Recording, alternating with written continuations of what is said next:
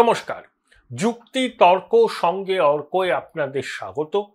আপনাদের সঙ্গে আমি অর্কপ্রভ সরকার।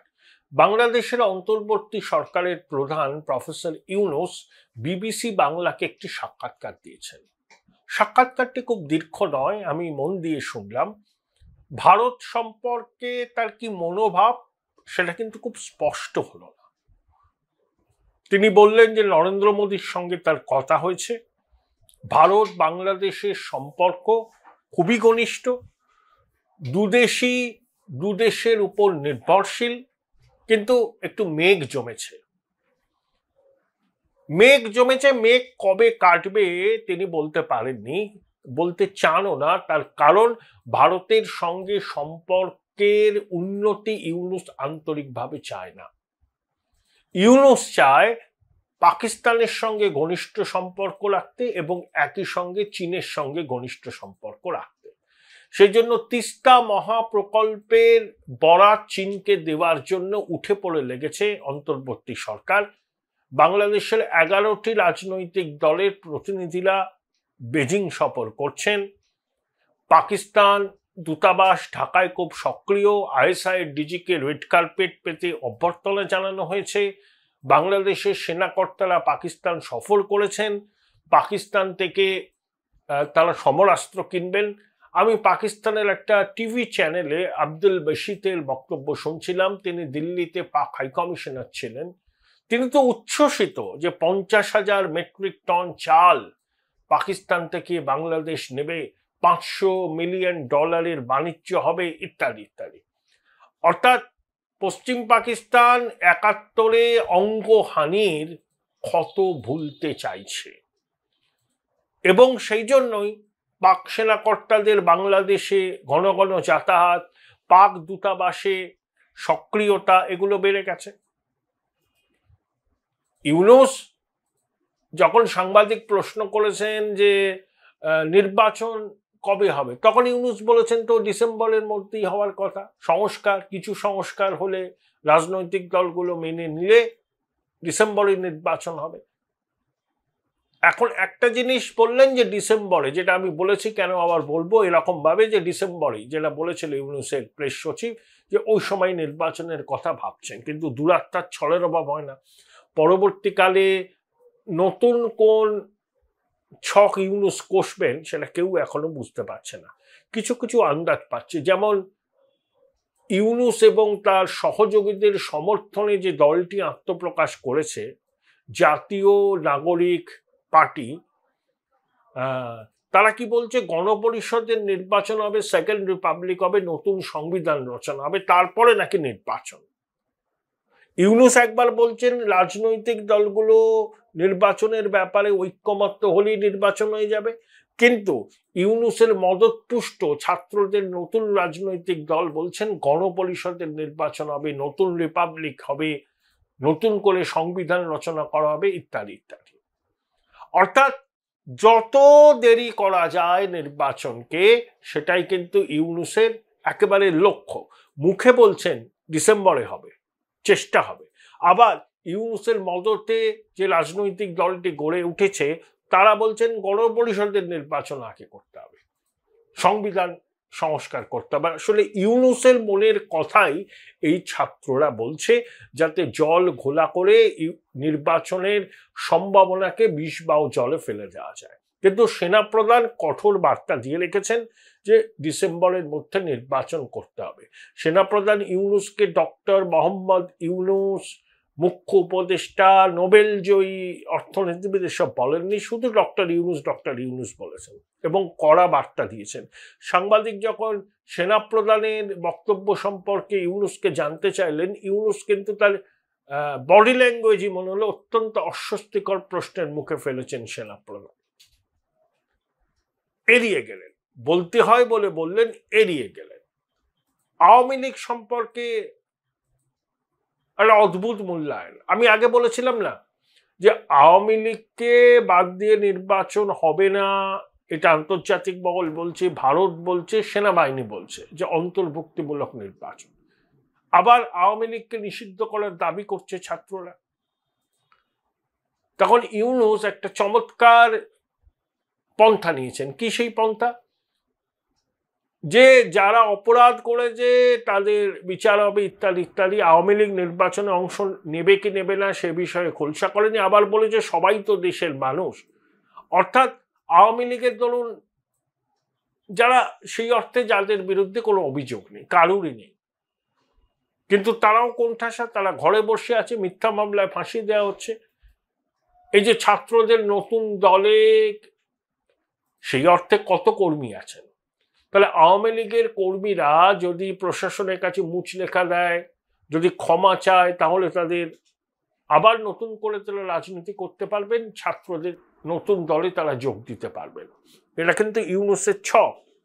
আওয়ামী লীগ আনুষ্ঠানিকভাবে নিষিদ্ধ হলোই না, কিন্তু এমন একটা বাতাবরণ তৈরি করা হলো যাতে আওয়ামী লীগ কোনো অবস্থাতেই নির্বাচনে না দাঁড়াতে পারে, মানে প্রতিদ্বন্দ্বিতা করতে না পারে, সেই সুযোগ তাদের দেওয়া হলো। এবার খাতায় কলমে নিষিদ্ধ রইল না।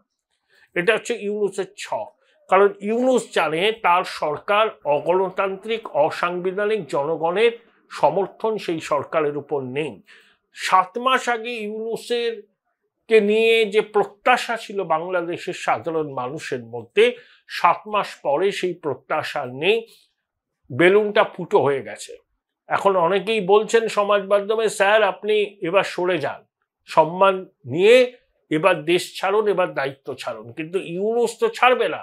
ও তো 6 বছর কিভাবে ক্ষমতা ভোগ করা যায় সেটা নিশ্চিত করার জন্য নানা রকম ছক বসছে। এই যে ছাত্রদের নতুন রাজনৈতিক দলটা তৈরি হয়েছে ইউনূসের মদতে, এই জন্য যে সেনাবাহিনীর চাপ নির্বাচনের জন্য, বিএনপির চাপ নির্বাচনের জন্য, এই চাপটাকে মোকাবিলা করার জন্য ছাত্রদের দলটাকে ঢাল করলো ইউনূস। ছাত্ররা উদ্ভট দাবি করবে, সেই দাবি পূরণের জন্য তারা রাস্তায় নামবে, লোকজনকে লেলিয়ে দেবে। ইউনূসের প্রশাসন তাদেরকে সর্বতভাবে সাহায্য করবে পরিকাঠামো দিয়ে। তাহলে নির্বাচনটা এখন করতে হবে না। এই ভয়ঙ্কর খেলাটা ইউনূস শুরু করেছে ক্ষমতায় থাকার জন্য। Join Indian Institute of Hotel Management now. Right choice, right decision. তারপরে দেখুন কত ঘটনা হচ্ছে। এই যে ওদের শিল্পকলা একাডেমির অধিকর্তা পদত্যাগ করেছেন, ইউনূস একজনকে নিয়ে এসেছিলেন না, ফারুকি, বিতর্কিত ব্যক্তিত্ব, তিনি নাকি অনেক কিছু চেয়েছেন শিল্পকলা একাডেমির মহাপরিচালকের কাছ থেকে, প্রকাশ্য মঞ্চ থেকে পদত্যাগপত্র দিয়েছেন। 2, বিএনপি ঘনিষ্ঠ বাংলাদেশ সিভিল সার্ভিসের অবসরপ্রাপ্ত আধিকারিকদের যে সংগঠন, সেখানে রহস্যজনকভাবে একজনের মৃত্যু হয়েছে।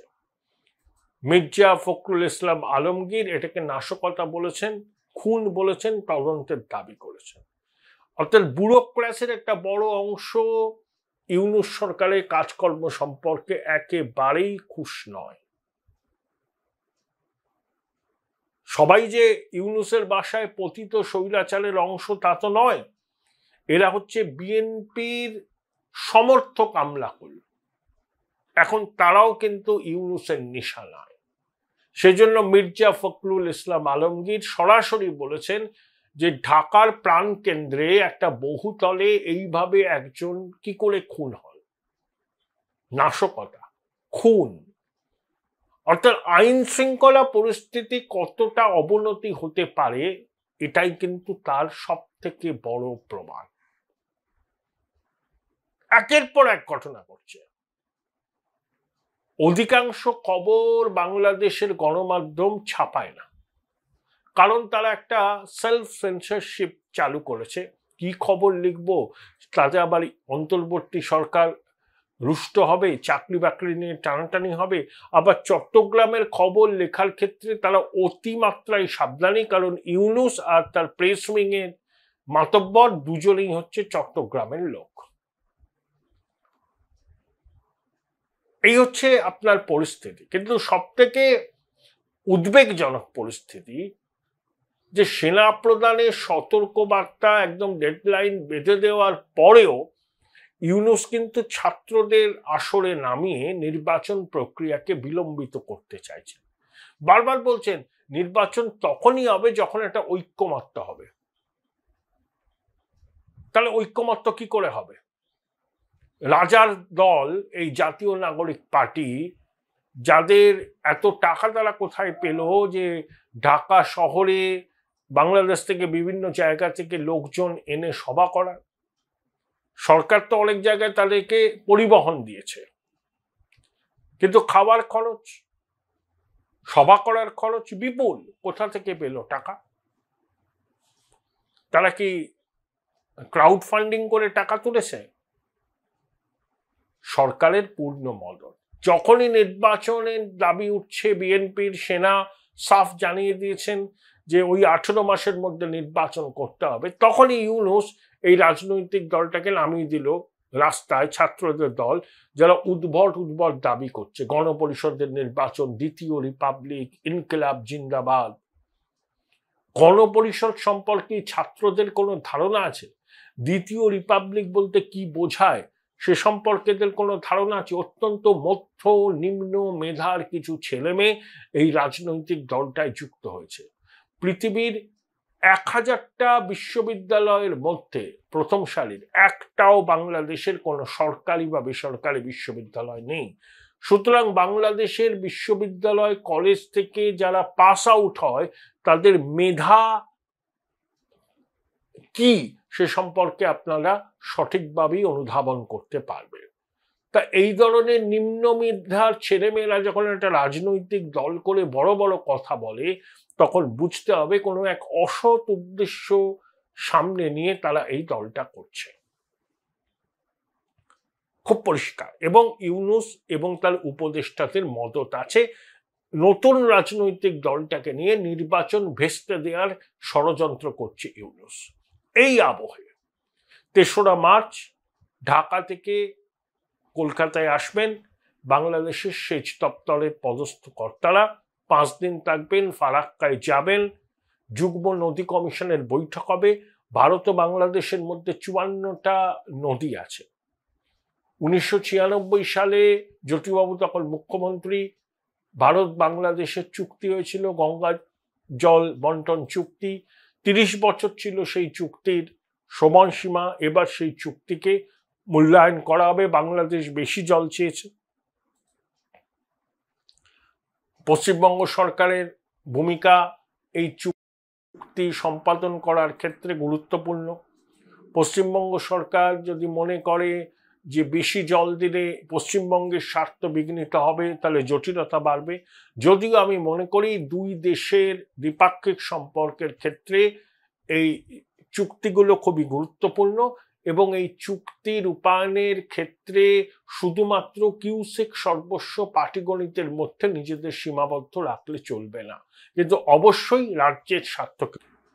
নানা ঘটনা, ঘাত প্রতিঘাত, ইউনূসের নতুন ছক, নির্বাচনকে ডিলে করার নানা রকম পরিকল্পনা কিন্তু সামনে আসছে। এবং যতদিন যাবে তত দেখবেন আস্তিন থেকে এক একটা তাস বার করছে ইউনূস, যাতে নির্বাচনটাকে ডিলে করা যায়। এবং ততদিন যমুনায় বসে থেকে এই বৃদ্ধ চর্বচস্য লেচ্ছ পেয় করবেন। এটাই একমাত্র ইচ্ছা এই ভদ্রলোকের।